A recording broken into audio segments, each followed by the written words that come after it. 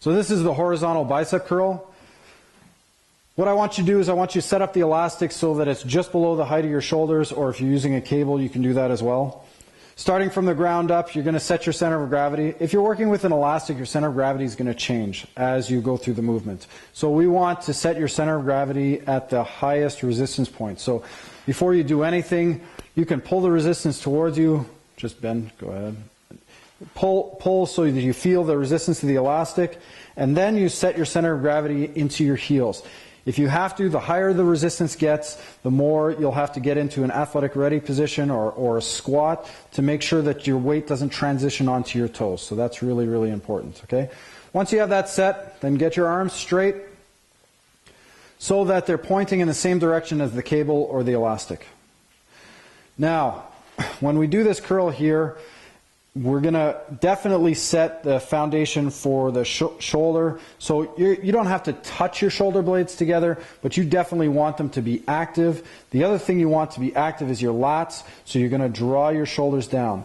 Now, too many times we see people with shoulder problems that are doing these kinds of activities, in particular the preacher curl, which is very bad for your shoulders, because what it does is it actually puts your shoulders in this forward position, and then when you do the bicep curl itself, go ahead, there's a lot of people end up bicep curl with the shoulder position forward like this, and really it's wreaking havoc on the tendons on the inside of your shoulder here. So if you don't have tendonitis already, you will eventually. So what we want to do is pull your shoulder blades back just a little bit, just so you know that this foundation is set.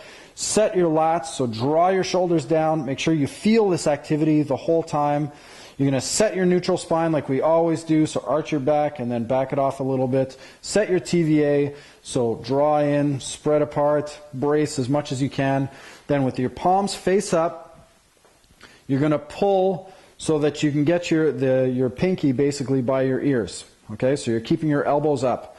The other thing we really, really want to pay attention to, and for some people, if your rotator cuff isn't working properly, there's something going on, is as you curl, your hands will get closer and closer together, and for there's a majority, not a majority, there's a population of people that just can't get their hands apart because something's going on with their rotator cuff. Maybe it's an old injury, maybe it's a current injury, something like that. If you can't correct it, it's a good idea to have it looked at to see if you can correct it. If it's pain-free, maybe this isn't the best exercise for you if you can't correct that type of movement, because it's definitely putting your shoulder in a poor position. So pay attention to it, really get your shoulder blades, really get your forearms parallel to each other, and go through the exercise like this. And every once in a while, make sure you check to make sure that your foundation is set and that you feel your lats are active. Okay?